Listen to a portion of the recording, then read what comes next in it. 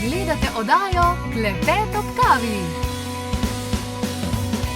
Hvaležno pozdravljeni, dobrodošli. Danes bomo govorili o tem, kako se lahko poklonimo prednikom, kakšna je dejansko naša povezava, pa tudi, kaj se dejansko dogaja v mesecu oktobru. Predvsem v drugi polovici oktobra, takrat se namreč dogajajo neke take drugačne stvari, takrat je tudi noč čarovnic, odkot to izvira, kakšne so energije takrat, kaj je zabava in kaj je res, pa tudi kaj prinaša 1. november, kakšen je ta spomin na prednike, kakšno obredje lahko naredimo zanje in podobno.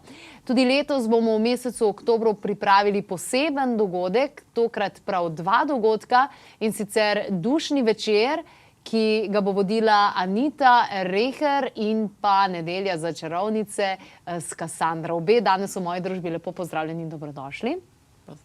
Kasandra, ta mesec oktober, konec oktobra, kaj se dejansko takrat dogaja? Eni pravijo, da ta ločnica med živimi in neživimi, da postane tanjša.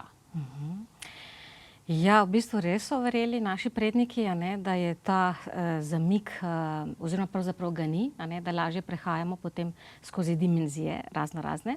Predvsem se pa zgodi to, da če bi gledali recimo konec oktobra, sonca je čedalje manj. Vstopamo potem v energijo škorpijona. Če bi gledali recimo malce, ker to vse izvira iz narave, predvsem iz sonca, kako potuje sonce, se pravi, zrcalna slika je na Beltejnu, to v bistvu je praznovanje od 30. aprila na 1. maj. Se pravi, takrat kaj se dogaja? Iz zemlje vse rije ven, vse buhti, to je čas plodnosti, čas v bistvu, ko se sonce samo povečuje in v bistvu veča svojo moč. Zdaj v tem času se pa počasi pripravljamo, cikl pada dol in v bistvu se pripravljamo na spanje, na spanec, v bistvu rastline, seveda potem tudi ljudje, in zato so vedeli, da je to v bistvu čas teme, čas ko je v bistvu vse tisto, kar je nevidno, postane bolj, mogoče ne vem, vidno oziroma bolj oživi, da je to pravzaprav čas, ko se poklonimo potem rajnim, in da je to obenem tudi recimo v tem večji koledarju čarovniško novo leto. Čarovniško novo leto. Ja. Krasno, evo, čarovniško novo leto bomo s tabo praznovali na 31. oktobra. Nekaj dni pred tem pa, Anita, eno tako predavanje, na katerega greš za to, da spoznaš, kako delujejo duše, bo pa tudi malo izkustveno. Sama imaš zelo konkretno moč sprejemanja teh vibracij, vidiš duše, čutiš duše, pomagaš jim, da grejo na drugo stran. Kako sama doživljaš ta oktober, glede na to, da smo rekli, da so kar neke ločnice, fokus gre drugam in tak naprej. Kako sama doživljaš ta konec oktobra? Zelo živo bi rekla, zelo dosti bolj dojemljivo vse skupaj kot pa čez leto. Zmeraj so duše prisotne, in kot je že Kasandra povedala, v tem času, v času teme, je to še bolj izrazito in takrat recimo doživljam to tudi tako, ker res dobesedno mimogrede odpeljem marsikatero dušico v svetlobo, ker prav iščejo, prav hlastajo, in jaz bi ljudem predvsem rada prikazala ta svet kot nič nekaj groznega, temveč kot svet, mi smo tukaj zato, da jim lahko pomagamo v tem prehodu.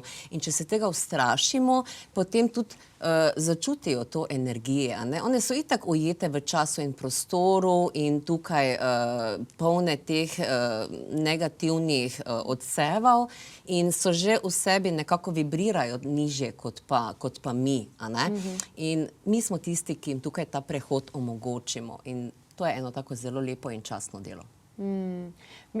Nekje sem prebrala, tukaj mi je bilo všeč, da mi ves čas mislimo, da smo pač na tem svetu, imamo to telo in imamo lahko kakšno duhovno izkušnjo vsake toliko časa, smo pa v bistvu duša, ki ima zemeljsko izkušnjo. Tako. Se pravi, malo drugače začneš potem gledati vse te ostale stvari. Mi smo dejansko tukaj materializirana energija. Tako je treba to dojemati. Fizično telo imamo tukaj izposojeno, da mi lahko te izkušnje potem tudi doživimo in realiziramo. 1. november, kako je prišlo v bistvu sploh zdaj do tega datuma? Zakaj se je to takrat zbralo? So dejansko poslušali naravo, je to prišlo? Kaj je tukaj zadaj? Tukaj v bistvu je res sledenje sončni energiji in priklon soncu od nekdaj, ker seveda v bistvu celotna Zemlja, planet, na katerem živimo, v bistvu potrebujemo sončno energijo, toploto. In dejansko so predniki rekli, zakaj so se tako priklanjali soncu, zaradi tega, ker jim je to pomenilo rodovitna polja, oziroma ves čas zgodaj spomladi so začeli, zdaj v času, ko prehajamo v to temo, čas teme, so si pa vzeli čas bolj zase in je bil to čas ponotranjenih nekih dejanj, v bistvu več miru, niso delali več na polju, tako da je bil to čas, ki sovpada dejansko z škorpionovo energijo, tako da pravijo recimo škorpion, veste verjetno, da ima odpira ključe podzemlja, Hada, to področje je njegovo področje. In v tem času res vidimo drugače. Tako kot je že Anita omenila, so res te energije malce lažje mogoče jih v bistvu opazijo ali pa začutijo tudi tisti, ki mogoče nikoli s tem ne delajo, zaradi tega, ker je to čas, ko nam verjetno res želijo povedati malce več, pa tudi mi smo malce bolj ponotranjeni in iščemo bolj znotraj. In verjetno tudi zaradi tega malce drugače čutimo celoten ta čas. Ampak vsekakor je bilo to v bistvu povezano z potovanjem sonca in sončeve energije. Veliko ljudi v tem času, pa potem, ko hodijo po Britofu, pa prižigajo svečke in podobno, pravijo, da se jim tudi doma, pa v sanjah, pa to, da se zgodi kakšna paranormalna zadeva, ali pa niti ne paranormalna, ne vem, neki zaškripa, neki se čudno vrata zaprejo, take zadeve. Misliš, da so to naključja ali dejansko lahko predniki z nami komunicirajo na ta način? Definitivno predniki komunicirajo z nami na ta način, sploh v tem obdobju, o katerem ravno govorimo. Zato, ker nas opozarjajo, naši predniki nas opazujejo, bdijo nad nami, ne glede na to, ali tisti, ki so ujeti še v tem času in prostoru, ali tisti, ki so že v svetlobi. To je komunikacija v tem obdobju, bom rekla, na potenco 10, če ne več, toliko močnejša, kot pa v ostalih obdobjih skozi leto. Se pravi, se nekaj dogaja. Kako recimo vemo, da je treba tej duši pomagati, oziroma da to ni duša, ki nam nagaja, ampak da išče našo pomoč, da je izgubljena. Kako ti to veš? Na kakšen način, s čim si lahko pomagamo? A veš, da si rečemo, lej, to je pa zdaj neki potrk, ali ja, to je pa zdaj neki lepo, ali pa je to klic na pomoč? Razlika je v tem, v teh dušah, v teh entitetah, v teh energijah, da potrebno je, da se ponotranjimo, da se umirimo v sebi, ne smemo se prestrašiti. In samo vprašamo sami pri sebi, kaj želiš. Če čutimo negativne vibracije, potem je to duša, ki nam je nepoznana, se pravi, naši predniki so nam poznani. In njihova energija zelo blagodejno vpliva na nas. Takoj bomo začutili, poznamo to, ne moramo zgrešiti. Čim je pa neka tenzija vibracije, pa vemo, da pač to ni zdaj nekdo od naših prednikov, vendar je pa potrebno dalje iti, odkot je prišla ta dušica, kaj potrebuje, kaj želi. Če je duša, ima namen nagajati, bo tako nagajala, to se ne skrije, ker to so pol druge sfere, tam že kar leti po svoje vse. Tista, ki pa bo samo dajala takšne znake, pa samo opozarja in prosi za pomoč, za prehod v svetlobo. Odlično. O tem bo tudi potekalo predavanje, se zelo veselim. Kasandra, prižigamo sveče pri obredjih, kadar se hočemo malo sprostiti, si prižgemo svečo. 1. november, prižigamo sveče, kadar se dela kakšen, ne vem, karkoli, zmeri sveče zraven. Čem je fora teh sveč? Ja, fora, v bistvu tako preprosto, ampak dejansko je to že en mini ritual. Najbolj preprost in osnoven ritual je, ko prižgeš svečko. Zakaj? Recimo, če smo pri dušah, ki prehajajo, je to pomenilo, da jim prižigamo pot v svetlobo, da lažje najdejo pot. Skratka, recimo res pri nekom, ki pač se je poslovil od tega svojega fizičnega telesa in potuje, bo svečka, predvsem recimo to počnemo potem za svoje bližnje, ki se poslovijo, prižgemo svečko ravno s tem namenom, da najde svojo pot. V tem času, to se je tudi ohranilo recimo v času 1. novembra. Sicer je pa prižiganje svečke pomeni v nekih teh večjih čarovniških ritualih res osnovo za zaščito, tudi za zaščito. Obenem lahko recimo komuniciraš z plamenom, se pogovarjaš skozi plamen, to je v bistvu, bom rekla, vsak zna, ampak seveda ni pa to delo pravzaprav potem za čisto vsakega. Ker jaz dosti ker veliko delam z rastlinjem, naši predniki so tudi veliko delali z rastlinjem. Rastline so uporabljali predvsem tudi za zaščito ali pa za komunikacijo, ali pa bom rekla lažjo komunikacijo z predniki, ne. Tako da recimo tukaj mogoče vsi imamo verjetno ali pa imajo doma kakšen rožmarin, kakšen lovor, pelin, poper recimo, ne.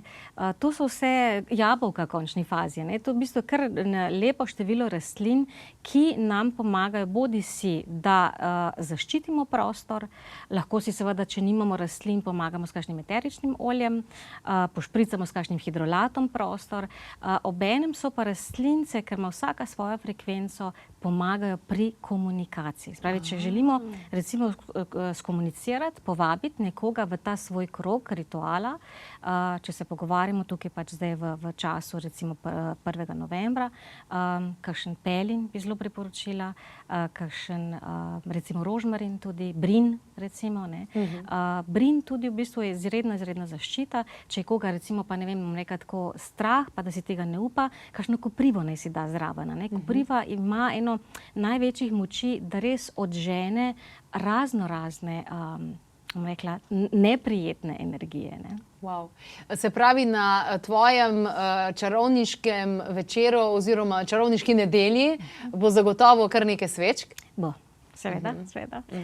To bo tudi v bistvu eno tako vodilo za vsi tisti, ki bodo potem z nami, da bo vsak imel svojo namero s to svojo svečko in bomo videli potem tudi, kaj bo svečka sama povedala. Kaj bo svečka sama povedala? Se pravi, se bomo naučili jezika sveče? Ja. Wow, lepo, čudovito.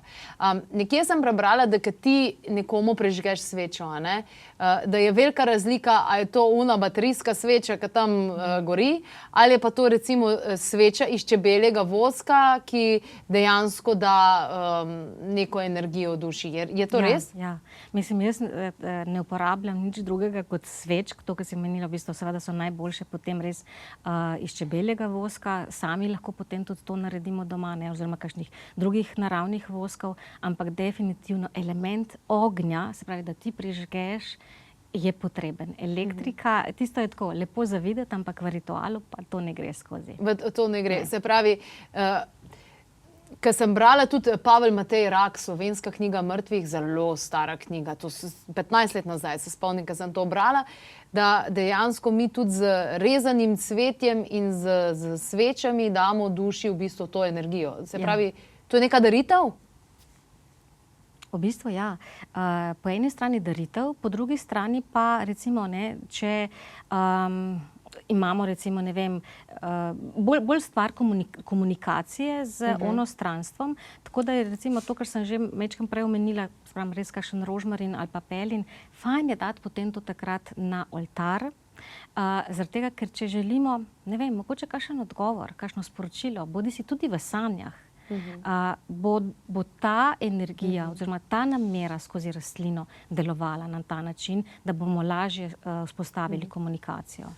Anita, če je duša zataknjena, to pomeni kaj? Da nam še nekaj javlja, da še ni šla naprej ali kakorkoli. Mislim, verjetno je namen in cilj, da gre duša naprej. Definitivno, v vsakem primeru, vendar ob določenem času. Duša se zatakne, bodi si ali zaradi tega, ker je pač stoletja, tisočletja nazaj ob nepravem času odšla, da ni bilo temu tako namenjeno, ali pa če so to naši predniki, če je to kdo od naših svojcev, zato ker še nam nekaj želi sporočiti, ker nam v fizičnem telesu ali nismo bili pravočasno na mesto, da bi nam to lahko predala, in je tisto sporočilo za nas še toliko pomembno, da nam ga mora predati. Zato se tudi duša zatakne, rečemo. Ne? Se pravi, jaz uporabljam... Nedokončane stvari. Tako, nerazrešene zadeve, ja. Nerazrešene Tako. zadeve. Okay. Ali imamo več možnosti, da v tem obdobju pošljemo to dušico naprej? Ima več primarno že energije? Ja, definitivno. Tudi v tem času je to dosti bolj, bom rekla, intenzivno se dogaja. Ne?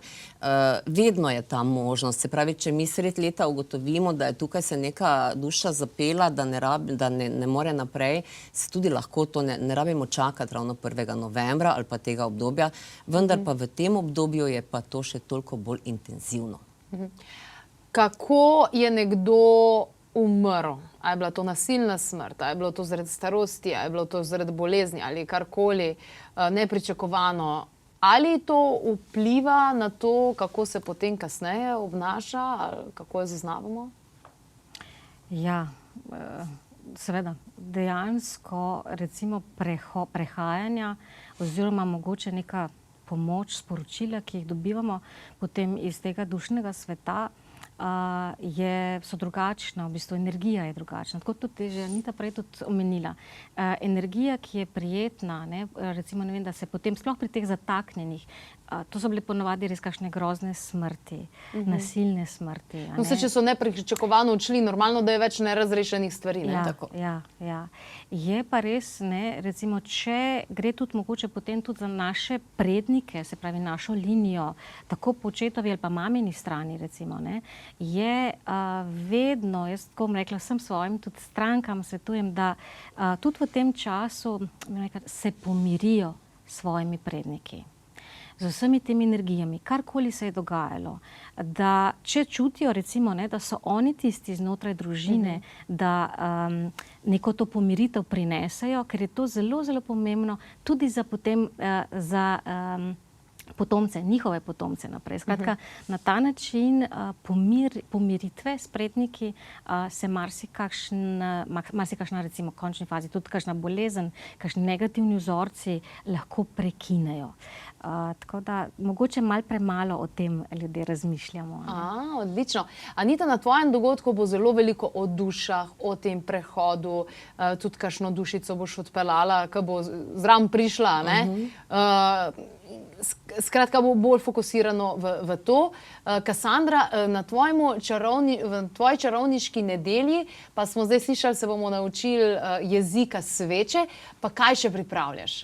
Dejansko pripravljam v bistvu bolj poudarek meni ljubih rastlin in potem tudi eteričnih olj. Navodila bodo v bistvu seveda vsi dobijo, tako da se bodo majčkeno naučili recimo narediti kakšen eliksir oziroma oljček za to svečko, ki bo vseboval recimo določeno esenco, informacijo za zaščito, za nek njihov namen. Tako da v bistvu bo to en del učenje, kako narediti ritual. Odlično.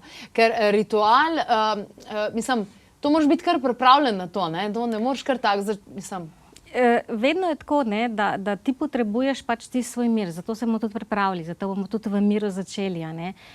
Opozorila bom seveda na določene zadeve, ki jih je potrebno, preden se sploh kamorkoli spustiš v nek določen svet. Ampak zagotovo mir. Zelo dobro je, recimo, ne, če pred kakšnim ritualom treniraš, ne vem, ali kako svojo kakšno, ne vem, asano narediš, ali kakšno mini meditacijo, ali malo drugačno dihanje, tako da se stvari in da se ti pomiriš in komuniciraš tudi z energijo prostora, kjer to počneš. To so vsi dobronamerni rituali.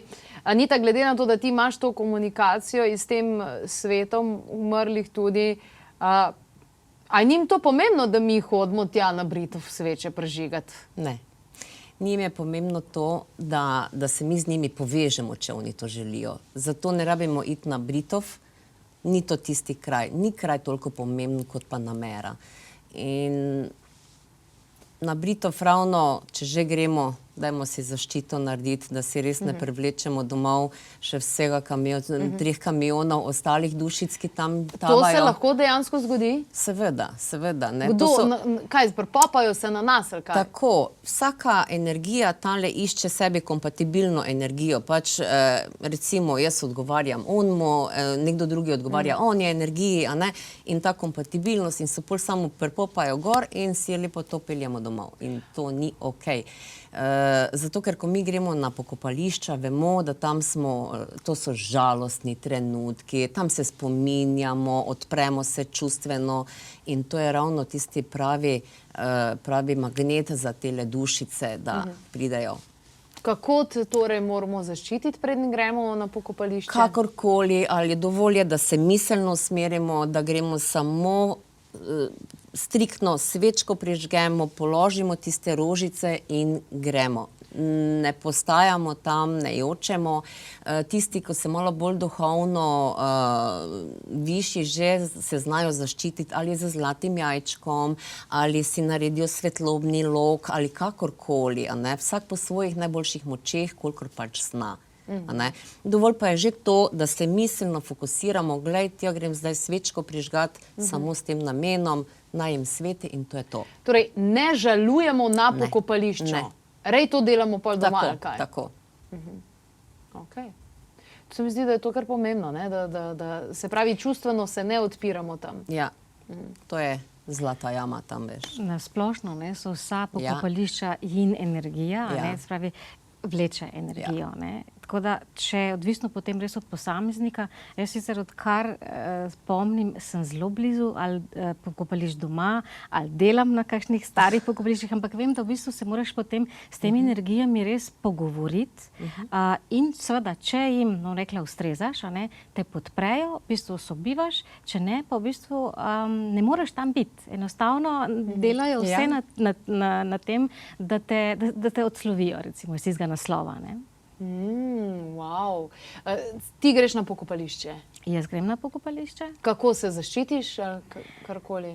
Ponavadi v bistvu je tako črna barva zelo dobrodošla, v bistvu zato, ker naredi kakšno zaporo, kakšen kristal v bistvu je vedno pri meni, sploh v tem predelu. Drugače alkimistično recimo je bilo tudi alofolija, spravi srebrna folija, recimo tukaj lečesa, skratka to so pol že kakšne take zadeve, ampak pomagajo, koristijo zato, da se kakšne energije potem, ki jih ne želimo, odbijajo od nas. Kaj pa, da pač ne gremo na pokopališče in doma pržgemo svečko in se spomnimo vseh tistih ljudi? Je čist vredo. Je čist vredo. Kaj pa bojo sosedi rekli? To pa je njihova stvar. Okay. To pa je njihova stvar. Okay. Se pravi, ne rabimo imeti slabe vesti. Ne. Ok, odlično. Zdaj, če govorimo o poklonu prednikov, kako pa lahko to doma naredimo? Zdaj smo rekli, da Britov ni glih najbolj nujna zadeva na tem svetu, lahko si še več slabega naredimo kot dobrega, ne?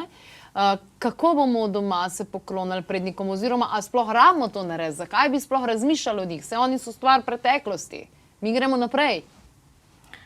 Ja, zagotovo, je pač gremo naprej in recimo, ne vem, če si v nekem res procesu žalovanja, je to drugače, zagotovo se v bistvu svojih pač prednikov spominjaš ne samo na ta dan, v bistvu tako, da je to pač sprem, glede na časovne komponente in valovanja, cikličnost okolja v bistvu. Drugače pa, recimo, ne vem, če je to res del tradicije, je svečka doma dovolj. Dosti, recimo, raznih ljudstev pozna kakšne posebne kolače z določenimi, recimo, rastlinjem spet, ki ga dodajo potem in ga darujejo na oltar oziroma tisti dan mogoče pojejo. Ena izmed takih, recimo, lahko menim, recimo zvezdasti janež, ki se tudi v tem času uporablja v kakšnem pecivu, piškotkih, določen kruhu. Ker se mi pa zdi, da je recimo zelo lepo, ker se družine vidijo po dolgem času. Nekateri v familiji se vidijo samo za 1. novembra. Pa kdo umre, da se vsi vidijo skupaj. Pa če se kdo poroči, mogoče, Drugače se pa ne družijo skupaj. Se pravi, lahko naredimo nekaj takega obrednega, kadar je družina skupaj. Ja, lahko, če je recimo družina odprta za te stvari, seveda, ne. Drugače pa v bistvu res dovolj, da sam pri sebi to uravnaš s temi energijami, se pogovoriš oziroma kar pač ti želiš. Svečka res doma je dovolj, no. Kaj pa tisto, ko dajemo, jaz se to tako živo spomnim, ko daš kozarec vina, pa ne vem, a daš še karkoli drugega. Moja mama je to zmeri delala. Večer pred, torej 31. je zmeri dala deci vina v smislu, to je pa za pokojne. In pol me je zjutraj hecala, lej, koliko so spile duše, letos so bile pa žejne. Ja, to se tudi jaz spomnim, da je tudi moja stara mama delala in ona je rekla zarajne duše, pa piškotek zraven, ne? Piškotek še zraven zarajne duše in to je bil en taki tisti ritual. Naši so se pač na tak način, ne samo svojih, ampak vseh rajnih, ne, so rekli takrat, ja. A pa dela ta način? Seveda dela. To je del tradicije. Ne? V bistvu vse, kar je tebi recimo lastno, oziroma kot del tradicije, to deluje, a ne? Tako da tem jaz res mislim nič slabega, tako ne vidim, a ne, oziroma nasprotno, da res ohranja, pa mogoče še to, kar si tudi rekla, ne, da se res dostikrat potem res družina malce širše potem spet vidi, zbere. Je pa res, da se da tudi potem na kakšne drugačne datume ali pa tako, ko ni kakšnega posebnega datuma tudi zbrati, ne. To je pa pol malo klik, moraš pa sam pri sebi spet narediti. Odlično. Ja, definitivno, glede na to, kaj ste povedali, bom jaz tudi svojo hčerko naučila, da se da, da se dejansko, da se daruje in pokloni prednikom. Zato, ker te energije itak vidijo, ker sobivajo z nami tako rekoč, ne, in zaznajo te vibracije. A, govoriš o otroci? Ne, govorim o teh dušicah, o naših rajnih. Da one čekirajo nas. Tako, vse oni to zaznajo. In tudi njim je to prijetno, fajn se jim zdi, po domače povedano, da smo se spomnili na njih in so nam tudi za to hvaležni potem. Torej, na nek način se odpre v tem obdobju energija in moramo pametno iti skozi to v tem smislu, verjetno čim bolj zavestno ali kakorkoli. Kassandra, zdaj v Ameriki je cel boom, ne? Za Halloween. Oni imajo takrat na nek način naš pust, ne? Pa še bolj kakor vse skupaj, pa so čarovnice, pa uno, pa tretje, pa vse, pa dekoracije, pa hodijo okrog, pa trick or treat, pa vse te zadeve. Ma to kakšen smisel, a je to sam neka bedna skomercializirana zadeva? Je spet bolj vse skomercializirano, no. Tako da s tem, kar sem jaz prej govorila in o čem se danes pogovarjamo, nima nobene zveze, no. Res ne. Nima. Okay. Se pravi, lahko ostanem v tej vlogi. Ja. Španci imajo pa v bistvu, mislim, da so Mehičani, no, tudi imajo pa prav to, ko se našemijo in tak naprej, ne? Ja. Sej, šemljenje, ne, pa ne mogoče vseh, ampak določenih oseb, ki so komunicirale ali pa so bile vešče komuniciranja z drugimi svetovi, je pomenilo, ne, da so odstranjali mogoče kakšne, bila to zaščita za ostale, a ne? To v bistvu, da so odstranjali kakšne res spet negativne energije, negativne duše, v bistvu, ki bi želeli recimo res kaj nagajati, ne? Zato se je v bistvu to se je tudi ohranilo. Tako da, ja, recimo, ne, to pustne šeme oziroma pač čarovnice bolj v tem kontekstu odganjanja zla. Ja, v tem kontekstu. Drugače pač seveda Amerika v različnih pogledih. Anita, povej mi, kaj morajo imeti ljudje, kako naj pridejo na ta dogodek v tem smislu? Tale trenutek še ne vemo, a bo fizično ali bo online, oziroma bo online. Kako se morajo pripraviti? Zdaj, kakorkoli bo, ali bo tukaj ali bo online, zraven naj imajo pripravljeno pol litra vode, ker voda je pomemben element, ki ga tu zraven potrebujemo. Mogoče kaj zapisati, da si kaj zabeležijo in čist nič druga, samo bojo. Vero, vase in to je to. Tako. Kassandra, pri tebi tudi ne vemo, ko bo zdaj, ali bo online, ali bo fizično, to bojo ljudje zvedeli? Kaj morajo biti pripravljeni? Rekla si, da umirjeni. Ja, umirjeni. Mi bomo v bistvu naredili eno tako povezavo pred samim začetkom, preden se bomo podali naprej, ampak svečko je super prežgati, imeti kakšno rastlino, bodi si živo, to, kar spet bom ponovila, rožmarin, pelin, tudi kakšno vrtnico. Vrtnica ima na splošno izredno visoko frekvenco, tako da v bistvu ona poskrbi in za ljubezen in za zaščito. Tako da recimo tudi kakšno vrtnico imeti v vazi, mogoče na oltarju. In to bo to. Voda je dobrodošla vedno, ampak načeloma je to to. Odlično. Najlepša hvala obema za vse informacije, ki ste jih predali. Evo, letos pa mogoče boste spremenili svojo rutino, svoj ritual ob 1. novembru in mogoče si boste svečko danes prižgali zgolj zase in za svojo dušo.